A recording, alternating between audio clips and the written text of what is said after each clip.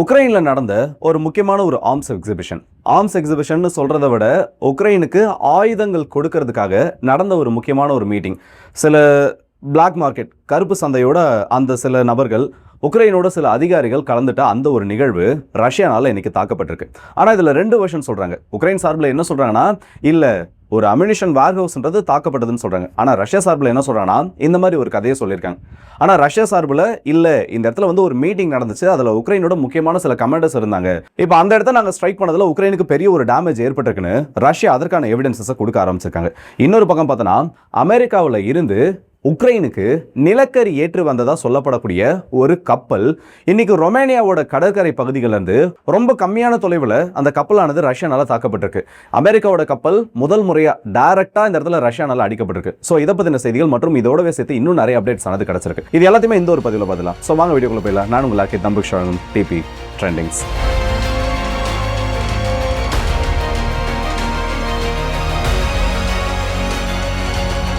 கடனன் சொல்லக்கூடிய ஒரு சிறிய ஒரு நகரப்பகுதி. இது எந்த இடத்துல இருக்குன்னு பார்த்தோன்னா, கீவ்ல இருந்து தென்மேற்கு திசையில் இருக்கக்கூடிய ஒரு பகுதி.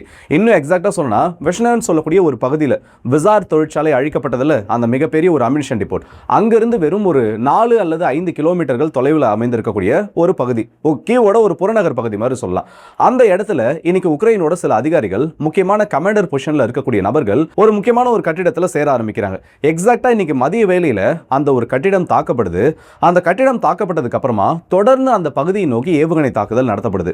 இது வரைக்கும் பார்த்தோன்னா 5 இஸ்காந்தர் ஏவுகணைகள், ஒரு ஜிர்குன் மிசைல் இந்த இடத்துல இம்பாக்ட் ஏற்படுத்திருக்கு. ஸோ 5 பாலிஸ்டிக், ஒரு ஹைப்பர்சானிக் மிசைல் இந்த இடத்துல பாதிப்பை ஏற்படுத்தியிருக்கு. என்ன ஒரு பெரிய டவுட்னு பார்த்தோன்னா, நார்மலாக இந்த மாதிரி மீட்டிங் நடக்கக்கூடிய இடத்த ட்ரோன்களை வச்சு தாக்குவாங்க. இல்லை ஏதாச்சும் 1-2 மிசைல் அந்த இடத்துல அடிக்கிறதே பெருசு. ஃப்ரண்ட் லைனில் மட்டும்தான் பெரிய பெரிய அளவிலான ஆயுதங்கள் எந்த இடத்துல வைக்கப்பட்டிருக்கோ, இல்லை இந்த அதிகாரிகள் எந்த இடத்துல கூடுறாங்களோ அதை தாக்குவாங்க. ஆனால் தலைநகரத்தில் 6 ஏவுகணைகளை பயன்படுத்தி ஒரு குறிப்பிட்ட மீட்டிங் நடத்தக்கூடிய இடத்த அடிக்கணும்னா அதில் பெரிய ஏதாச்சும் ஒரு டார்கெட் இருக்கணும். டார்கெட்டை பற்றி இன்னும் எந்த விதமான டீட்டெயிலும் தெரியல. ஆனால் உக்ரைனோட முன்னாள் கமாண்டர் இன் சீஃபாக இருக்கக்கூடிய ஒலெக்சாண்டர் சிர்ஸ்கி, அவரோட க்ளோஸ் அசோசியேட்ஸ் சில நபர்கள் இந்த மீட்டிங்கில் பங்கெடுத்திருக்கலாம். அவங்க தான் ரஷ்யாவோட இலக்காக இருந்திருப்பாங்கன்னு இன்னைக்கு ரஷ்யா ஊடகங்கள், அதாவது கொஞ்சம் நேரத்துக்கு முன்னாடி அந்த செய்தியானது வந்திருக்கு. என்னதான்பா அந்த இடத்துல நடந்துச்சு? 2 வருஷம் சொல்லியிருந்தேன். உக்ரைன் என்ன சொன்னாங்கன்னா, இல்லை நார்மலான ஒரு மீட்டிங். ரஷ்யா என்ன சொல்கிறாங்கன்னா, அதெல்லாம் கிடையாது. உக்ரைன் என்ன சொல்கிறாங்கன்னா, அந்த இடத்துல அம்யூனிஷன் டிப்போ தான் அடிச்சிருக்காங்க.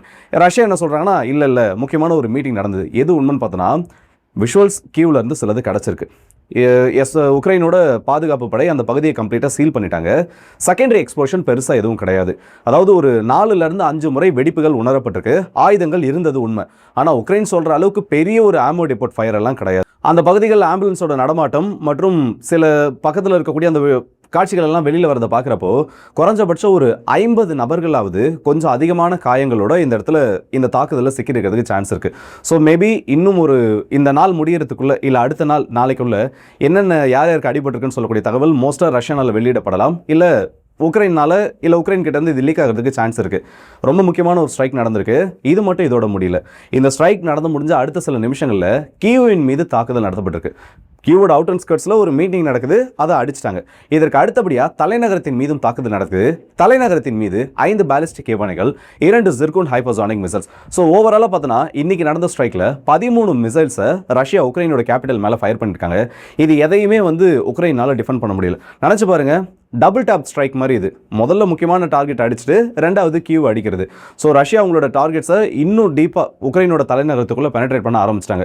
மேபி இதில் இருக்கக்கூடிய சில கன்ஃபர்மேஷன்ஸ், அதாவது ஒலெக்சாண்டர் சிர்ஸ்கியோ இல்லை அவருக்கு ரொம்ப முக்கியமான க்ளோஸ் அசோசியேட்ஸோ இந்த இடத்துல மீட்டிங்கில் பங்கேற்றிருந்தாங்கன்னா ஹை வேல்யூ டார்கெட்ஸை இந்த யுத்தம் ஆரம்பிச்சதுலேருந்து எலிமினேட் பண்ணதில் இது டாப் ஆஃப் த லிஸ்ட்டாக வரதுக்கு சான்சஸ் இருக்குது. இது ஒரு பக்கம் போயிட்டு இருக்கு. உக்ரைன் என்ன பண்ணியிருக்காங்கன்னு பார்த்தோன்னா, டான்பாஸ் ரீஜன், டொனட்ஸ் மற்றும் லுஹான்ஸ் பீப்புள் ரிப்பப்ளிக், இது ரஷ்யாவோட கண்ட்ரோலில் இருக்குது. கிட்டத்தட்ட லுஹான்ஸ் மொத்தமாக வந்துருச்சு. டொனட்ஸ்கை பொறுத்த வரைக்கும் ஒரு 95% ரஷ்யாவோட கண்ட்ரோலில் இருக்கதான் சொல்கிறாங்க. மீதம் இருக்கக்கூடிய நகரங்களுக்கான அந்த யுத்தம் வந்து இப்போ நடந்துட்டுருக்கு. அதை உக்ரைனோட உளவாளிகள் ஊடுருவி இருக்காங்க. இன்றைக்கி அதில் வந்து 2 பேர் மாட்டிக்கிட்டாங்க. இதில் இப்போ ரஷ்யா சார்பில் என்ன சொல்லியிருக்காங்கன்னு பார்த்தோன்னா, உக்ரைனோட SBU உளவுத்துறை டெசர்டட் சோல்ஜர்ஸ், யார் யாரெல்லாம் வந்து இந்த ராணுவத்தில் வந்து பணிபுரிய எனக்கு விருப்பம் இல்லைன்னு சொல்லக்கூடிய அந்த ஒரு மனநிலைமையில் இருக்காங்களோ, இல்லை அந்த மாதிரி நபர்களை ரெக்ரூட் பண்ணி அவங்களுக்கு சரி ஓகே இந்த மிஷனை நீங்கள் முடிச்சிட்டிங்கன்னா ராணுவத்தை விட்டு நீங்கள் போயிடலாம், உங்களை வந்து யாரும் டிஸ்டர்ப் பண்ண மாட்டாங்கன்னு அவங்க கிட்ட நிறைய பேசியிருக்காங்க. இப்படி பேசினதுக்கு அப்புறமா இவங்களோட முக்கியமான ஒரு நோக்கம் டான்பாஸில் ரஷ்யாவை வீக்கன் பண்ணுறது. யுத்தம் எனக்கு வேணாம். இப்போ கிரமடாக்ஸ் போன்ற பகுதிகளெலாம் பார்த்தோன்னா மக்களை வந்து அந்த இடத்துல இருந்து அப்புறப்படுத்த ஆரம்பிச்சிட்டாங்க. அப்போ அந்த மாதிரி வரக்கூடிய நபர்களோட ஐடென்டிட்டியை இந்த வீரர்களுக்கு கொடுக்க வேண்டியது. அப்படி கொடுத்து அகதிகளாக இவங்க ரஷ்யாவுக்குள்ளே போக வேண்டியது. நான் அந்த மாதிரி உக்ரைனில் இந்த இடத்துல இருந்தேன், யுத்தத்தில் நான் உக்ரைனுக்கு ஆதரவாக நிற்க விரும்பல, அதே நேரத்தில் நான் சண்டை போடவும் விரும்பல, நான் ரஷ்யாவை நம்பி ரஷ்யாவுக்காக உள்ள வரேன்னு சொல்லி டான்பாஸ் ரீஜனுக்குள்ளே இவங்க வர வேண்டியது. இப்படி வந்ததுக்கு அப்புறமா உள்ளே இருந்துகிட்டே பிரச்சனைகளை கிளப்பி ஒன்று ஆன்டி ரஷ்யன் மைண்ட் செட்டை விதைக்கிறது, அப்படி இல்லைனா அங்கே ராணுவ வீரர்களோட நடமாட்டத்தை பற்றின தகவலை கொடுக்கறது, இந்த மாதிரி முக்கியமான ரோல்ஸ்க்காக இவங்க அசைன் பண்ணப்பட்டிருக்காங்க. அப்படி இருக்கக்கூடிய 2 நபர்களை இன்னைக்கு ரஷ்யா அரெஸ்ட் பண்ணியிருக்காங்க. ஆனால் இந்த நெட்வொர்க் ரொம்ப பெருசு, இதில் இன்னும் பல நபர்கள் இப்போ அவங்களோட கண்காணிப்பில் இருக்கிறதாகவும் தொடர்ந்து இது சம்பந்தப்பட்ட கைதுகள் நடக்கும்ன்றதையும் ரெசிஸ்ட் பண்ணக்கூடிய நபர்கள், நான் கைதாக மாட்டேன் அரெஸ்ட் ஆக மாட்டேன்னு சொல்லக்கூடிய நபர்கள் எலிமினேட் பண்ணப்படுவாங்கன்றதையும் ஒரு எச்சரிக்கையாக ரஷ்யா இந்த இடத்துல கொடுத்துருக்காங்க. இதில் லோக்கல் நெட்வொர்க்கோட அந்த ஹெல்ப் உதவிகள் ரஷ்யாவுக்கு ரொம்ப அதிகமாக கிடச்சிருக்கு. அப்படி அது இல்லைனா இதை ரஷ்யானால பண்ணியிருக்க முடியுமா, அதுவும் இவ்வளோ சீக்கிரத்தில் பண்ணியிருக்க முடியுமான்றது தெரியல. இதில் இன்னொரு செய்தி என்னன்னா, உக்ரைனோட ஊடகங்கள் கம்ப்ளீட்டாக வேற ஒரு செய்தியை கொடுத்துருக்காங்க. இந்த மாதிரி உள்ள நுழைஞ்சாங்க, அது உண்மைதான், அப்படி நுழைஞ்சவங்க ரஷ்யாவுடைய அதிகாரிகளை பிணைய கைதிகளை பிடிச்சிட்டு போயிருக்காங்கன்ற மாதிரி செய்திகளையும் கொடுத்துருக்காங்க. ஆனால் 2 சைடில் பார்த்தோன்னா ரஷ்யா அந்த பிடிபட்ட சோல்ஜரை பேச வச்சு அதை ஸ்புட்னிக் ஊடகம் மூலியமாக வெளியிட்டிருக்காங்க. உக்ரைன் கிட்ட இருந்து இந்த மாதிரி இன்னும் எந்த விதமான அறிவிப்பும் வரல. இப்போ இது ரொம்ப பரபரப்பான ஒன்றா மாறிட்டு இருக்கு. இதற்கு அடுத்தபடியாக பார்த்தோன்னா உக்ரைனோட ஜெனரல் கிரிவனோஸ் ஒரு நிகழ்ச்சியில் பேசுகிறப்போ ஒரு கேள்வியானது கேட்கப்படுது. பனிக்காலம் அடுத்தது வரப்போகுது, இப்படி பனிக்காலம் வரப்போ உக்ரைனால என்ன பண்ண முடியும்? ஏன்னா இப்போவே பார்த்தோன்னா ஒவ்வொரு நாளும் ரஷ்யா நடத்தக்கூடிய தாக்குதலில் லட்சக்கணக்கான நபர்களுக்கு எலக்ட்ரிசிட்டி கிடைக்கிறது இல்லை.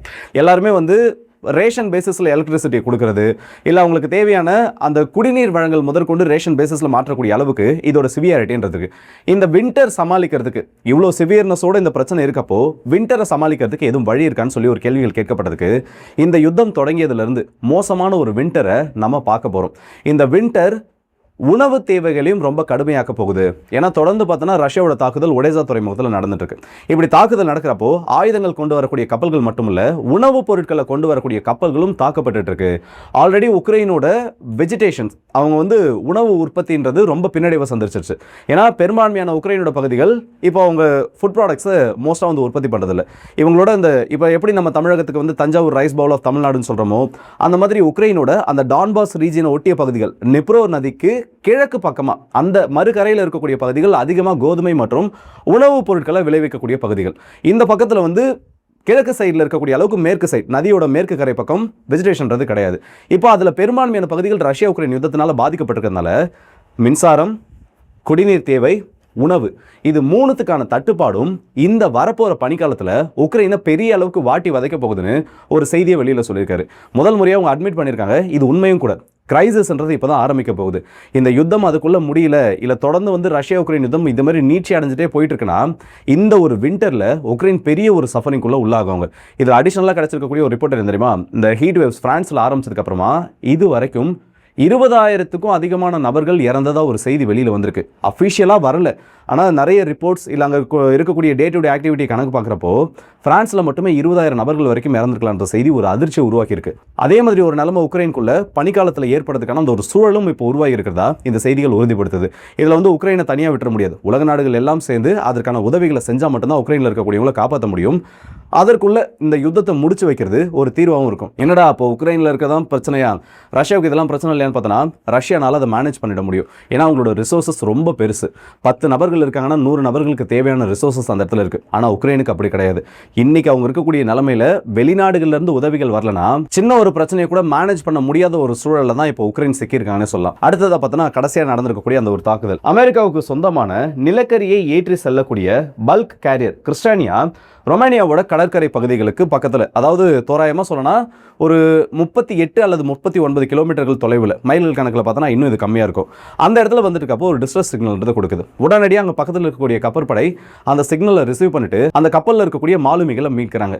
என்னடா ரீசன் பார்த்தோன்னா பெரிய ஒரு எக்ஸ்ப்ளோஷன் அந்த பக்கவாட்டு பகுதியில் ஏற்பட்டிருக்கு. உடனடியாக வந்து ரஷ்யா இதுக்கான கிளைமை எடுத்துக்கல. அண்ட் அது எந்த இடத்துல பார்த்துட்டு பார்த்தோன்னா வாட்டர் லெவலில் கரெக்டாக அந்த ஒரு டேமேஜ் ஆனது உருவாயிருக்கு. ஸோ மேபி இது கப்பற்படை ட்ரோன்கள்னால உருவாக்கப்பட்டிருக்கலாம். அப்படி இல்லையா கடல் கன்னி வெடிகள் இந்த பகுதியில் இருக்கிறதுக்கான சான்ஸ் இருக்கு. ஏன்னா ரஷ்யா உக்ரைன் யுத்தம் தொடங்குனதுல இருந்து கருங்கடல் பகுதியில் அதிகமாக ரஷ்யா கன்னி வெடிகளை பதிச்சாங்க. இப்போ வரைக்கும் அதில் வந்து ஒரு 80% 85% வரைக்கும் கிளியர் பண்ணிட்டு ஒரு சேஃப் காரிடார்ன்றதை உருவாக்கி வச்சிருக்காங்க உக்ரைன். சிக்கல் என்னன்னா இந்த கன்னி வெடிகள் மிதக்கும் தன்மையுடையது. ஒரு கட்டத்துக்கு மேலே அது ட்ரிஃப்ட் ஆகி வரப்போ, நீரோட்டத்தின் காரணமாக ட்ரிஃப்ட் ஆகி வரப்போ அது இந்த மாதிரி சில ஆக்சிடென்ட்ஸை உருவாக்கும். அதுதான் ரீசனான்னு தெரியல, ஆனால் அது மேபி ரீசனாக இருக்கலாம். அப்படி இல்லையா ரஷ்யாவோட தாக்குதல்னால இது டேமேஜ் ஆகிருக்கலான்ற மாதிரி சொல்கிறாங்க. முதல் முறையாக அமெரிக்காவோட ஒரு கப்பல், அமெரிக்காவிலிருந்து பொருட்களை ஏற்றி வரக்கூடிய கப்பல் தாக்குதலுக்கு உள்ளாயிருக்கு. இதில் இன்னும் வர்ஸ்டான ஒரு விஷயம் என்ன தெரியுமா? உக்ரைன் நிலக்கரி உற்பத்தியில் முக்கியமான ஒரு நாடு, அதுவும் ஐரோப்பிய ஒன்றியத்தில் பெரிய ரிசர்வ் மற்றும் அதை மேனுஃபேக்சர் பண்ணக்கூடிய அந்த ஃபெசிலிட்டிஸ் அதிகமாக இருக்கக்கூடிய ஒரு நாடு. டான்பாஸ் ரீஜனில் 80% உக்ரைனோட நிலக்கரி சுரங்கங்கள் இருந்திருக்கு. நமக்கு இந்தியாவுக்கு, தமிழ்நாடு மட்டும் இல்லை, நம்ம இந்தியாவுக்கு எப்படி நெய்வேலி சுரங்கமோ அந்த மாதிரி நிலக்கரி டான்பாஸ் ரீஜனில் அதிகம். அது ரஷ்யா கிட்ட போனதுனால கோலை இம்போர்ட் பண்ணக்கூடிய ஒரு நிலைமைக்கு உக்ரைன் வந்துட்டாங்க. அதுவும் ரஷ்யாவோட நேவல் பிளாக்கேட் இப்போ ஆக்டிவாக இருக்கப்போ இந்த கப்பல்களுக்கு பெரிய ஒரு சிக்கலை உருவாக்கியிருக்கு. ஸோ ரஷ்யா எதை நோக்கி நகர்ந்துட்டு இருக்காங்க, என்னென்ன விஷயங்களை டார்கெட் பண்ணுறாங்கன்றது இந்த ஒரு சம்பவத்தின் மூலமா கொஞ்சம் வெளியில் தெரிய வந்துருக்கு. ஏன்னா நிறைய பேருக்கு இருக்கக்கூடிய கேள்வி என்னன்னா, இது ரஷ்யாவுக்கு ஏன் அவசியம்? டான்பாஸ் ரீஜன்ன்றது ஒரு பஃபர் ஜோனாக மாற்றிட்டாங்கன்னா மீதம் இருக்கக்கூடிய பகுதிகளை என்ன பண்ண போகிறாங்க? அமெரிக்கா வந்து ஒரு ப்ரெஷரை போடுறப்போ ரஷ்யா பிடிச்ச பகுதிகளை கொடுத்து தானே ஆகணும்னு சொல்லி பல கேள்விகளை கேட்டுட்டு இருக்காங்க. ஆனால் அதிகமான மினரல்ஸ் இருக்கக்கூடிய ஜோன் ரஷ்யாவுக்கு இப்போ உக்ரைனில் கிடச்சிருக்கிறது ஒரு ட்ரம்ப் கார்டு மாதிரி. இதை வச்சு அவங்களால பேரம் பேச முடியும். நினச்சி பாருங்க, 80% உங்களோட நிலக்கரி உற்பத்தி பண்ணக்கூடிய ஒரு ஜோன் அது ரஷ்யாவோட கண்ட்ரோலுக்கு போயிடுச்சு. ஐரோப்பியாவிலேயே மிகப்பெரிய ஒரு நியூக்ளியர் பவர் பிளான்ட் அதுவும் ரஷ்யா கிட்ட போயிடுச்சு. இந்த டேம் இருக்கக்கூடிய பகுதிகள் அதை ரஷ்யா நெருங்கிட்டு இருக்காங்க. இது மூணுமே உங்ககிட்ட இல்லைன்னா உங்களோட எனர்ஜி, உங்களோட உணவு உற்பத்தி, இது எல்லாத்துக்குமே நீங்கள் டிபெண்ட்டாக மாறிடுவீங்க. அப்படி இருக்கக்கூடிய சூழலில் பேச்சுவார்த்தையில் நீங்கள் ஆல்மோஸ்ட் நிறைய கண்டிஷன்ஸை ஏற்கக்கூடிய ஒரு நிலைமையில தான் இருப்பீங்க. பேச்சுவார்த்தை நடக்கிறப்போ இதோட ரிசல்ட் என்னன்றது ரொம்ப தெளிவாக தெரியும். ஸோ இந்த வீடியோ பற்றி உங்களோட கருத்துக்கள் என்னன்னு சொல்லி மறக்காம கமெண்ட் செக்ஷனில் சொல்லுங்கள். குறிப்பாக சொல்லணும்னா அந்த ஸ்ட்ரைக் நடந்த இடம் உக்ரைன் சார்பில் ஆமினிஷன் டிப்போன்றாங்க, எக்ஸிபிஷன், ஒரு மிலிட்டரி எக்ஸிபிஷன் தான் அந்த இடத்துல நடந்ததுன்றாங்க. ஆனால் அதுக்கான அனௌன்ஸ்மெண்ட் வெளியில் எதுவும் கிடைக்கல. ரஷ்யா முக்கியமான ஒரு ஆர்ம்ஸ் டிரான்ஸ்ஃபருக்கான ஒரு டீல் அந்த இடத்துல நடந்துச்சு. கருப்பு சந்தை மூலயமா இந்த டார்க் வெப், பிளாக் மார்க்கெட் போன்ற ஆயுத வர்த்தகத்துக்கான ஒரு கூட்டம் அந்த இடத்துல நடந்துச்சு. அதை தான் நாங்கள் தாக்கணும்னு சொல்லி ஒரு கிளைம் வச்சிருக்காங்க. இதில் யார் சொல்கிறது உண்மையாக இருக்கணும், உங்களோட கருத்துக்கள் என்னென்னு மறக்காம கமெண்ட்ஸும் சொல்லுங்கள். அண்ட் ஒரே நேரத்தில் இந்த பட்டன் சொல்லக்கூடிய அந்த ஒரு நகரத்தில் தாக்குதல் நடக்குது. அதே நேரத்தில் பேரலாக சில நிமிஷங்களில் கீவின் மீதும் தாக்குதல் நடத்தப்படுறப்போ சம்திங் ஏதோ ஒரு பெரிய டார்கெட்டை ரஷ்யா அடிச்சிருக்காங்க. இதை பற்றி உங்களோட கருத்துக்கள் சொல்லி மறக்காம கமெண்ட்ஸும் சொல்லுங்கள். அண்ட் அடுத்த வீடியோ சந்திப்போம். அது உங்கள் ஆர்கே.